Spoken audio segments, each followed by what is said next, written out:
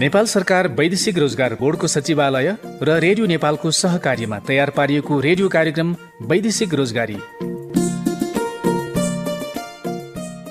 नमस्कार, कार्यक्रम वैदेशिक रोजगारीमा तपाईलाई हार्दिक स्वागत छ। यो कार्यक्रम रेडियो नेपालबाट हरेक बिहीबार बिहान 7 बजेको समाचारपछि प्रसारण हुने गर्छ। व्यावसायिक सिपयुक्त, सुरक्षित, मर्यादित एवं व्यवस्थित आन्तरिक तथा बाह्य रोजगारीका लागि आवश्यक पर्ने आधिकारिक सूचना, सन्देश र विभिन्न गतिविधिका साथै स्वरोजगारका प्रेरक अनुभवहरू प्रदान गर्न यो कार्यक्रम तयार पारिएको हो। आजको कार्यक्रममा वैदेशिक रोजगार न्यायाधिकरण विशेष सामग्री समेट्दैछौँ। कस्ता प्रकारका ठगीका मुद्दाहरू न्यायाधिकरण आइपुग्छन् त, न्यायाधिकरणको काम, कर्तव्य र अधिकारका सम्बन्धमा कुराकानी, साथमा रोजगार विशेष खबर र सन्देशहरू पनि छन्। कार्यक्रम सुनेर साथ दिनुहोला।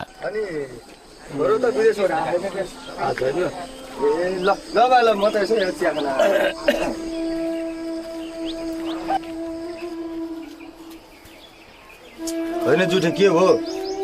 नुन खाएको कुरो चाहिँ झोक्राएर बस्या छस् त। के हुनु, त्यही माझा घरे श्यामलाई सम्झिरहेको। आज त बितिवरी काजक्रिया गरे नि 15 दिन भइसक्यो। के गर्नु, अलिअलि धन सम्पत्ति कमाउनु भनेर विदेश गएको मान्छे काठा बालसा फर्किनु पर्यो। त्यही त यार, कस्तो विडम्बना। मर्ने बेलामा आफ्नो देशको माटो पनि छुन पाएन है त्यसले। ए साँच्ची, त्यसले जाने बेलामा श्रम स्वीकृति त गरेको थियो नि। त्यो त लिएको हो नि, ऊ चाहिँ विदेशको, म चाहिँ गएँ। ए त्यही भएर पो वैदेशिक रोजगार बोर्डको सचिवालयले उसको सबलाई घरसम्म ल्याइदिएर छ त। धन्दा बेलैमा बुद्धि पुर्याएर श्रम स्वीकृति गरिवरी गएको थियो र अहिले परिवारले राहत पाइरहेछ। त्यति मात्र होइन नि जुठे, अब उनीहरूको परिवारलाई आर्थिक सहायता, अब परिवारको सदस्य मध्ये कोही बिरामी भयो नि उपचार खर्च, अब छोराछोरीलाई छात्रवृत्ति दिलाउन लगायतका कल्याणकारी सेवा वैदेशिक रोजगार बोर्डको सचिवालयले उपलब्ध गराउँछ नि। फेरि यो सुविधा चाहिँ कसरी लिने हो कि? श्यामेको परिवारमा त काठमाडौँसम्म पुग्नु छोइ पनि छैन। यो बहिनी मलाई नि चल्यो है, काठमाडौँसम्म पुग्नै पर्दैन। यसको प्रक्रिया एकदम सजिलो छ। आफू बस्ने गाउँपालिका या नगरपालिका मार्फत यसको निवेदन पेश गर्न सकिन्छ। अब थप कुरा थाहा पाउनको लागि नगरपालिका वा जिल्ला प्रशासन कार्यालयको हातामा रहेको सूचना तथा परामर्श केन्द्रमा गएर बुझ्न सकिन्छ। त्यहाँ गएर निवेदन दिएपछि स्थानीय तहबाट सहयोग पनि पाइन्छ। अनि यसरी दिएको निवेदन वैदेशिक रोजगार बोर्डको सचिवालयमा पुग्छ। स्थानीय तहको आर्थिक सहायताका लागि किटानी सहितको सिफारिसको आधारमा हकवालाको खातामा सिधै रकम जम्मा हुन्छ। अब यसो गर्यो भने वैदेशिक रोजगार बोर्डको सचिवालयसम्म पुग्नु पर्दैन। अनि यसको लागि कागजपत्र चाहिँ के चाहिने हुन्छ?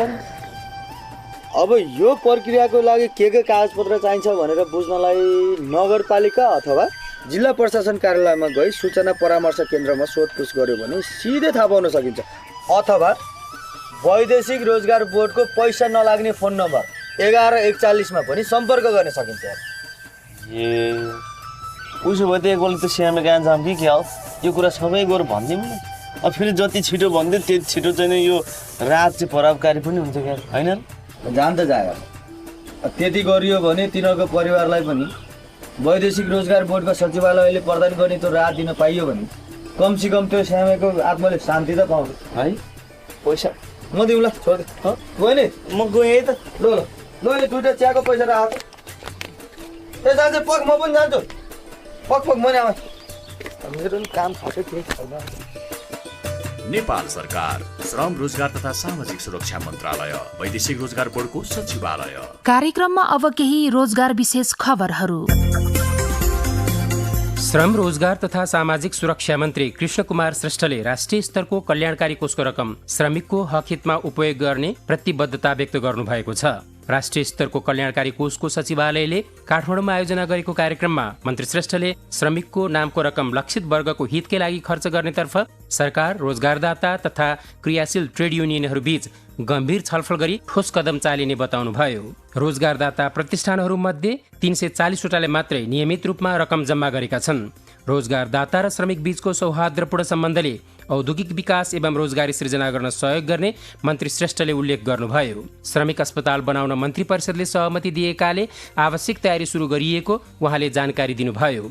हालसम्म राष्ट्रिय स्तरको कल्याणकारी कोषमा करिब 25 अर्ब रुपियाँ जम्मा भइसकेको कोषका सदस्य सचिव विष्णुप्रसाद लामिछानेले बताउनुभयो। श्रम रोजगार तथा सामाजिक सुरक्षा मन्त्रालयले बेरोजगारीलाई सूचीकृत हुन आह्वान गरेको छ। प्रधानमन्त्री रोजगार कार्यक्रम अन्तर्गत मन्त्रालयले आर्थिक अवस्था न्यून रहेका 18 देखि 59 वर्ष उमेर समूहका बेरोजगारहरूसँग निवेदन सङ्कलन सुरु गरेको हो। प्रत्येक नेपाली नागरिकलाई रोजगारीको हक प्रत्याभूति गराउन तोकिएको मापदण्ड पूरा गरेका नेपाली नागरिकले रोजगारीको हक सम्बन्धी नियमावली 2075 को नियम 7 बमोजिम आफू स्थायी बसोबास गरेको वडा कार्यालयमा वा स्थानीय तहमा रहेका रोजगार सेवा केन्द्रमा यही फागुन महिनाभरि आगामी आर्थिक वर्षको लागि निवेदन माग गरेको छ। बेरोजगार व्यक्ति सूचीकरण सम्बन्धी व्यवस्था अन्तर्गत 18 देखि 59 वर्ष उमेर समूहको हुनुपर्ने, निवेदन दिँदाको मितिसम्म सोही आर्थिक वर्षमा न्यूनतम 100 दिनको रोजगारीमा संलग्न नभएको हुनुपर्ने, स्वरोजगारमा संलग्न व्यक्तिको हकमा निवेदन दिँदाको मितिसम्म सोही आर्थिक वर्षमा न्यूनतम 100 दिनको रोजगारी बापत प्राप्त गर्ने, नेपाल सरकारले तोकेको न्यूनतम पारिश्रमिक बराबरको आय 75,700 भन्दा कम हुनुपर्ने छ। रोजगार अनुमति प्रणाली EPS मार्फत दक्षिण कोरिया जान छनौट भएका युवाका लागि पुनः प्रवेश खुल्ला भएको छ। कोरोनाको संक्रमण जोखिमका कारण माघको दोस्रो सातादेखि रोकिएको प्रवेश फागुन 23 गतेदेखि खुल्ला गरिने भएको हो। वैदेशिक रोजगार विभागका अनुसार फागुन 23 गते EPS मार्फत दक्षिण कोरियामा रोजगारीका लागि छनौट भएर पनि जान नपाएका मध्येबाट 236 जना एकैपटक कोरिया जानेछन्। सोही दिन यसअघि रोकिएका सहित 98 नियमित र 138 प्रतिबद्ध श्रमिक पनि कोरिया जानेछन्। वैदेशिक रोजगार ऐन 2064 को परिच्छेद 9 मा उल्लेख भएका कसुरहरूमध्ये वैदेशिक रोजगार विभागबाट सजाय हुने भनी लेखिएका कसुर बाहेक अन्य कसुरहरूमा सुरु कारबाही र किनारा गर्नका लागि वैदेशिक रोजगार न्यायाधिकरणले कार्य सम्पादन गर्दै आइरहेको छ। 2066 सालमा स्थापना भएको न्यायाधिकरणले हालसम्म 2300 मुद्दाको फैसला गरिसकेको छ। गत सोमबार मात्रै पनि न्यायाधिकरणले 53 वटा म्यानपावर कम्पनीका मुख्य सञ्चालकलाई 6 महिना कैद र 1 लाख रुपियाँ जरिवाना सजाय दिने फैसला गरेको छ। न्यायाधिकरणका अध्यक्ष रमेश खत्री, सदस्य निशा बानिया र डाक्टर गोपीचन्द्र भट्टराईको संयुक्त इजलासले ठगीमा संलग्न म्यानपावर कम्पनीलाई सजाय दिने फैसला गरेको हो। वैदेशिक रोजगारको क्षेत्रमा यति धेरै म्यानपावर कम्पनीमाथि एकैपटक सजायको फैसला यसअघि भएको थिएन। कतार, साउदी अरब, मलेसिया लगायत गन्तव्य देशमा जाने श्रमिकको रोजगार सम्झौता, मागपत्र, श्रम स्टिकर लगायतका कागजातहरू नक्कली बनाएर ठगी गरेको अभियोगलाई न्यायाधिकरणले ठहर गरेको हो। सजाय पाउने म्यानपावर कम्पनीहरूमा RNR global job, yes employment, Anjali overseas, Deep gateway, citizen overseas, empire international, liberty HR, मसराक मादी overseas, lucky overseas, marigold overseas, signal overseas, star ray manpower, Saudi Nepal employment, perfect, Swastik overseas लगायतका 53 वटा रहेका छन्। यी म्यानपावरका लागि सम्पूर्ण कागजात नक्कली बनाउने नेपाल निक प्रेसका सञ्चालकलाई प्रत्येक फाइलका आधारमा आधा सजाय गर्ने फैसला गरेको छ। 2071 असार 27 मा अख्तियार दुरुपयोग अनुसन्धान आयोगले नेपाल निक प्रेसमा छापा मारेको थियो।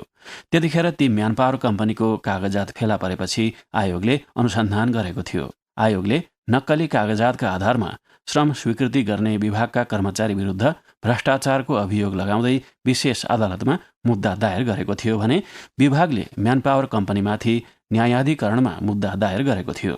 विशेष हुँदै सर्वोच्च अदालत पुगेको मुद्दामा सर्वोच्चले कर्मचारीलाई सफाई दिँदै म्यानपावर कम्पनीको हकमा न्यायाधिकरणले हेर्नुपर्ने फैसला गरेको थियो। सर्वोच्च र न्यायाधिकरणमा मुद्दा चलिरहेको थियो, जसले गर्दा न्यायाधिकरणले यसको फैसला गरेको थिएन। सर्वोच्चले म्यानपावर कम्पनीको मुद्दा हेर्ने क्षेत्राधिकार न्यायाधिकरणलाई नै दिएको आदेश गरेपछि न्यायाधिकरणले फाइल अगाडि बढाएको हो। ठगीकै अर्को घटना जोड्दा नेपालगञ्जको न्यू रोड स्थित हेलो ह्युमन रिसोर्सेज प्रणालीले वैदेशिक रोजगार व्यवसाय गर्ने अनुमति पत्र नलिई सामान्य किसिमको कम्पनी कार्यालय देखाई 133 जनालाई ठगी गर्यो। युरोपमा मान्छे पठाउने काम गर्छौं भनी म्यानपावरको बारेमा झुटा जानकारी दिएर उनीहरूलाई आकर्षित गरेका थिए। बिस्तारै उक्त म्यानपावरका प्रबन्ध निर्देशक रहेका सुखनन्दन यादव, आरिफ खाँ, सुभा चौधरी र नयन शेर्पाको मिलेमतोमा क्रोएसिया पठाउने भनी ती 133 जनालाई झुटो आश्वासन दिई प्रलोभन देखाई करिब 78,60,000 रुपियाँ रकम तथा उनीहरूको पासपोर्ट लिएर फरार भएका थिए। ठगी भएको थाहा पाएपछि जिल्ला प्रशासन कार्यालय बाँकेमा रकम असुल उपर गराई शान्ति सुरक्षा कायम गराइ पाऊँ भनी पीडित धर्मेश कुमार रवदास समेतको 32 जनाले निवेदन दिए।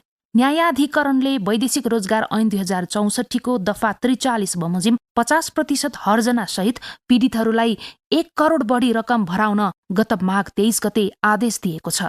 ठगी गर्ने 4 जना मध्ये सो म्यानपावरका प्रबन्ध निर्देशक रहेका सुखनन्द यादवबाट 61 लाख नगदै धरौट वा बैंक खातामा ग्यारेन्टीले जमानत दिन र नदिएमा कारागारमा राखी मुद्दाको पूर्वपक्ष गर्ने गरी न्यायाधिकरणले आदेश दिएको छ। ठगी गर्ने 4 जना मध्ये म्यानपावर भने नयन शेर्पाको नाममा दर्ता रहेको थियो। उनी भने अहिलेसम्म फरार छन्। यी दुई ठगीका घटनाले पनि देखाउँछ कि संस्थागत रूपमै ठूलो संख्यामा वैदेशिक रोजगारमा पठाउने भनी ठगी भइरहेको छ। ठगीका धेरै मुद्दाहरू भने वैदेशिक रोजगार विभागमै मिलापत्र भई टुङ्गिने गर्दछ। न्यायाधिकरणसम्म भने आइपुग्ने मुद्दाहरूको दर्ता हुने क्रमबारे जानकारी गराउँदै न्यायाधिकरणका रजिस्ट्रार एवं प्रवक्ता आनन्दराज पन्त, वैदेशिक रोजगार न्यायाधिकरण वैदेशिक रोजगार ऐन बमोजिम स्थापित भएको चाहिँ विशिष्टीकृत अदालत हो। यसले वैदेशिक रोजगार ठगी सम्बन्धी विवादहरूको न्याय निरूपण गर्छ र यसले गरेका फैसला उप सर्वोच्च अदालतमा पुनर्दर्शन राख्ने प्रावधान छ। वैदेशिक रोजगार न्यायाधिकरणमा पछिल्लो चरणमा मुद्दा दर्ता हुने क्रम अलिक घट्दो क्रममा छ। यसै आर्थिक वर्षको कुरा गर्ने हो भने पनि साउनदेखि यता जम्मा 62 छान मुद्दा चाहिँ यहाँ दर्ता हुन आएका छन्। विशेष गरी अब यो हामीले आफैले म्याद तामेली गर्दैनौँ, जिल्ला अदालत मार्फत गर्नुपर्ने हुन्छ। वैदेशिक रोजगार विभागबाट पनि यकिन र स्पष्ट ओतन खुलेर आएको हुँदैन। त्यसले गर्दाखेरि हामीलाई म्याद तामेलीमा नै धेरै समय गुज्रन पर्ने स्थिति भइरहेको छ। त्यसले गर्दाखेरि केही मुद्दाहरूमा ढिला भएको छ। त्यसै गरी चाहिँ वादी पक्षका साक्षीहरूलाई वैदेशिक रोजगार विभागले उपस्थित गराउने उसको कर्तव्य हो, तर अधिकांश मुद्दाहरूमा वैदेशिक रोजगार विभागले आफ्नो साक्षीहरू उपस्थित गराउँदैन र अदालतबाट न्यायाधिकरणबाट आदेश जारी गरेर म्याद जारी गरेर बुझाउन झिकाउन पर्ने स्थिति भएको छ। अर्कोतर्फ के छ भने वैदेशिक रोजगार सरकारी साक्षीहरूलाई फौजदारी कार्यवाही संहिताको दफा 113 बमोजिम राजपत्र अनङ्कित प्रथम श्रेणीको कर्मचारीले पासहरूको भत्ता पाउने, दैनिक भरण भत्ता पाउने भन्ने प्रावधान छ। तर वैदेशिक रोजगार न्यायाधिकरणमा बकपत्र गर्न आउने वादी पक्षका साक्षीहरूलाई त्यो अवसर उपलब्ध गराइएको छैन। यसमा हामी चाहिँ यो उपलब्ध हुनुपर्छ भनेर पहल गरिराखेका छौँ। यसले गर्दाखेरि पनि अब साक्षीहरू टाढा टाढाबाट देशभरिबाट यहाँ आउनुपर्छ। देशभरिको जुरिडिक्सन यो अदालतमा यो न्यायाधिकरणमा छ। यसले गर्दाखेरि पनि यो भत्ताको उपलब्धता हुन नसकेको र अरू रेगुलर कोर्टहरूमा चाहिँ नियमित अदालतहरूमा चाहिँ यो उपलब्ध हुने, अब न्यायाधिकरणमा आउने वादी पक्षका साक्षीहरूको उपलब्ध नहुने कारणले गर्दाखेरि पनि साक्षीहरूको लाइभ उपस्थित गराउनलाई निकै कठिनाइ भएको छ। हामीले यो फागुन मसान्तसम्ममा 177 मुद्दा फर्सुट गर्ने हामीले लक्ष्य राखेका थियौँ। अहिलेसम्म 167 छन्, झन्डै 95% मुद्दाहरू हामीले फर्सुट गरेका छौँ। वैदेशिक रोजगारीलाई व्यवस्थित बनाउन नसक्दा र व्यक्ति स्वयं सचेत हुन नसक्दा पनि ठगीका घटना बढेको उहाँको भनाइ छ। वास्तवमा वैदेशिक रोजगारलाई अझ व्यवस्थित मर्यादित बनाउन सकेको छैन, पारदर्शी बनाउन पनि सकेका छैनौँ। कहाँ सम्पर्क राखेर चाहिँ आफ्नो सुरक्षित तरिकाले वैदेशिकमा जाने भन्ने नै अब चाहिँ उसले कन्फर्म गर्न सक्दैन। म आफै एउटा न्यायाधिकरणको रजिस्ट्रार पनि हो। म आफैले मेरो आफन्ती मेरा गाउँ छिमेकीका मान्छेहरूलाई कहाँ लगेर चाहिँ सुरक्षित तरिकाले गन्तव्य पुर्याउन सकिन्छ भन्ने म आफै पनि निर्भर गर्न सक्दिनँ। यो अनिगुलता छ, पारदर्शिता छैन। वैदेशिक रोजगारका मेनपारहरूले कुन कुन देशमा कसरी पठाउने, कति दस्तुर लाग्ने भन्ने कुरो प्रष्ट रूपमा चाहिँ गर्न सके जस्तो मलाई लाग्दैन। अरूको बहकामा नलागिकन सम्बन्धित निकायमा गएर चाहिँ वैदेशिक रोजगारमा जाने बाटो चाहिँ तय गरौँ भने ऊ ठगिनबाट जोगिन सक्छ। इजाजत पत्रवालाले स्वीकृति नलिई कामदार विदेश पठाएमा, नाबालिगलाई वैदेशिक रोजगारमा पठाएमा, सरकारले खुला नगरेका मुलुकमा कामदार पठाएमा, लिखत वा प्रतिवेदन लुकाएमा वा हेरफेर गरेमा अनि इजाजत पत्रवालाले व्यक्तिगत रूपमा कामदार पठाएमा कसुर गर्ने व्यक्ति उप वैदेशिक रोजगार विभागमा उजुरी दिन सकिन्छ। वैदेशिक रोजगार विभागबाट अनुसन्धान गरी सोही विभागबाट सरकारी वकिलको राय लिई वैदेशिक रोजगार न्यायाधिकरणमा अभियोग पत्र पेश गरिन्छ। अभियोग पत्र पेश भएपछि वैदेशिक रोजगार पीडितको तर्फबाट सरकारी वकिलबाट बहस पैरवी लगायत प्रतिरक्षा गरिन्छ। पछिल्लो समय कस्ता प्रकारका ठगीका मुद्दाहरू आउने गरेका छन्, ठगिनबाट जोगिन व्यक्ति स्वयं कसरी सचेत बन्ने भनेर हामीले न्यायाधिकरणका सूचना अधिकारी दुर्गा दत्त लम्सालसँग कुराकानी गरेका छौँ। ठगीका प्रकारबारे बताउँदै उहाँ भन्नुहुन्छ, वैदेशिक रोजगारमा जुन विदेश जान खोज्नेहरू ठगी नै भएको अवस्था चाहिँ 2-3 प्रकारका हुन्छन्। एउटा मेन पावर अनुमति प्राप्त व्यक्तिहरूबाट र संस्थाबाट पनि ठगीमा परेका छन्। त्यो ठगी परेको संख्या देख्दाखेरि अलिकति कम देखिन्छ। त्योभन्दा त्यो कम्पनी ती मेन पावरमा काम गर्ने कर्मचारीहरूले रकम बुझ्ने र एजेन्ट हुँ म मान्छे पठाइदिन्छु भनेर अनुमति नलिएका मान्छेहरूले पैसा लिने अनि विदेश पठाउन नसक्ने भएर ठगीमा परेको अवस्था धेरै छ। यसरी वैदेशिक रोजगारमा जान खोजेर ठगीमा पर्नेहरूमा कतिपय चिनजानका मान्छेहरूबाटै फलानु गयो म पनि जान्छु भनेर चिनजानका मान्छेहरूबाटै ठगिने गरेको देखिन्छ। कतिपय चिनजानभन्दा बाहिरका पनि हुन्छन्। अनि वैदेशिक रोजगारमा कति लिखत नगरिकन पैसा दिएको र त्यसरी ठगिएको पनि देखिन्छ। त्यसरी लिखत प्रमाण बिना पैसा दियो भने त्यो असुल उपर गर्न सकिँदैन, गाह्रो हुन्छ, प्रमाण पुग्नुपर्छ। आइएमईबाट पैसा पठाउने लाइसेन्स नभएका मान्छेहरूलाई ब्याङ्क खातामा जम्मा गरिदिने र त्यसपछि लिखतै गर्ने, नगद दिएर लिखत गर्ने गरेको देखिन्छ। ब्याङ्क खातामा जम्मा गरिदिँदा र आइएमई गरेर रकम पठाउँदाखेरि त्यसमा वैदेशिक रोजगार सम्बन्धी कारोबार हो भनेदेखि त्यो खुलाएर वैदेशिक रोजगारको भनेर खुलाएरै त्यो जम्मा गर्दा वा पठाउँदाखेरि भाउचरमा खुलाउनु हो भने भोलि केही कारणवश वैदेशिक रोजगारमा जान नसकेर ठगिनु भएको अवस्थामा हजुरहरूको बिगो भरिभराउको लागि सहज हुन्छ। यसरी वैदेशिक रोजगारको 2 प्रकारका ठगीहरू छन्, अनुमति लिएर र अनुमति नलिएर। लिखत नगरेको, लिखत भए पनि त्यो सक्कल लिखत पेश गर्न नसकेको अवस्थामा पनि वैदेशिक रोजगार ठगीमा पीडितले न्याय पाउनबाट वञ्चित हुन सक्छन्। त्यही भएर आफूले गरेका काम कारोबारका सक्कल लिखतहरू पनि सुरक्षित राख्नुपर्ने हुन्छ। नक्कलको भरमा मात्रै न्याय नपाउन पनि सकिन्छ। लिखत गरेर कारोबार गर्ने, काम गर्ने, स्पष्ट खुलाएर र लिखत पनि सक्कल लिखत सुरक्षित राख्नुपर्ने आवश्यकता देखिएको छ पीडितहरूमा। कतिपय धेरै कम शिक्षा भएका पीडितहरू र शिक्षित पनि परेको देखिन्छ ठगीमा। शिक्षितहरूले पनि विश्वासमा फलानु गयो म पनि जान्छु, यसले पठाएको थियो भनेर त्यसरी शिक्षित अशिक्षित सबै खालका मान्छेहरू ठगीमा परेको देखिन्छ वैदेशिक रोजगार सम्बन्धी। विशेष गरेर भिजिट भिसाका केसहरूमा चाहिँ ती ठगीका मुद्दाहरू यहाँसम्म आइपुगेको छ कि छैन? भिजिट भिसामा ठगीका मुद्दाहरू आएका छन्। त्यो भिजिट भिसामा जाँदाखेरि पनि कुनै मेसेन्जरमा, भाइबरमा लगायत सामाजिक सञ्जालमा सम्पर्क हुँदाखेरि रोजगार भिजिट भिसामा जाने हो तर वैदेशिक रोजगार सम्बन्धी काम गर्ने हो भनेर केही न केही संवाद भएको प्रमाणहरू देखियो भने त्यो अवस्थामा विभागले यहाँ मुद्दा दायर गरेको पनि छ, मुद्दा चलिरहेका पनि छन् र ठहरेका पनि छन्। प्रमाण नपुगेको अवस्थामा सफाई पाएका पनि छन्। यस्तो अवस्थामा विभागबाटै मिलापत्र हुँदाखेरि चाहिँ न्यायाधिकरणमा अलिक कम मुद्दाहरू छन् है भन्ने पनि सुनिन्छ। फौजदारी संहिताहरू जुन संहिता आइसकेपछि फौजदारी मुद्दाहरू मिलापत्रमा खुल्यो। वैदेशिक रोजगार सम्बन्धी कसुर लेनदेनसँग सम्बन्धित खालको ठगी कसुर हो। यसमा मिलापत्रको अनुमति नेपाल सरकारले निर्णय गरेर मिलापत्र हुन थाल्यो। मिलापत्र हुन थालिसकेपछि अनुसन्धानको क्रममा म्याद थप नहुँदै म्याद थप भइसकेपछि मुद्दा दायर हुनु अगाडि विभागमा मिलापत्र हुने र मिलापत्र भएको कारणले मुद्दा यहाँ कम आउने गरेका छन्। न्यायाधिकरणमा दर्ता भइसकेका मुद्दाहरू पनि मिलापत्र हुने गरेका छन्। मिलापत्रको प्रक्रियामा पीडितले र प्रतिवादीले विशेष सरकारी वकिल कार्यालयमा संयुक्त दरखास्त मिलापत्रको लागि दिनुपर्छ। त्यो संयुक्त दरखास्त त्यहाँ दिइसकेपछि महाधिवक्ता कार्यालयमा जान्छ। महाधिवक्ता कार्यालयबाट मिलापत्रको निर्णय भएर आइसकेपछि पीडितले पाउनुपर्ने बिगो पाइसकेको अवस्थामा वा इजलासमा मिलापत्र हुँदाको दिन नगदै बुझ्ने गरी मिलापत्र हुने गरेको छ, मिलापत्र भइरहेको छ। यो मिलापत्रले पीडितले राम्रोसँग न्याय पाएको अनुभूति पनि भएको छ। अन्तिममा चाहिँ रेडियो नेपाल सुनेर बस्नु भएका र जो वैदेशिक रोजगारीमा जाने प्रयासमा हुनुहुन्छ उहाँहरूको लागि न्यायाधिकरणको तर्फबाट दिनै पर्ने कुनै सन्देश? तपाईँ वैदेशिक रोजगारमा जाँदै हुनुहुन्छ कुनै पनि देशमा भने आफ्नो मान्छे भनेर विश्वास नगर्नुहोस्। विश्वास बिना त चल्दैन। विश्वास गरे पनि वैदेशिक रोजगारमा जाँदै हुनुहुन्छ भने त्यो रकम दिँदा, पासपोर्ट बुझाउँदा तपाईँले वैदेशिक रोजगार सम्बन्धी स्पष्ट विवरण के कस्तो खालको काममा हो, कहिले जाने हो, सबै स्पष्ट खुलेर कागज प्रमाणहरू सङ्कलन गरेर बिल भरपाई लिएर सङ्गठित संस्था वैदेशिक रोजगार व्यवसाय गर्नको निम्ति नेपाल सरकारबाट अनुमति प्राप्त संस्थामा गएर रसिद लिएर बिल भरपाईसहित पक्का भएर काम गर्नुहोला।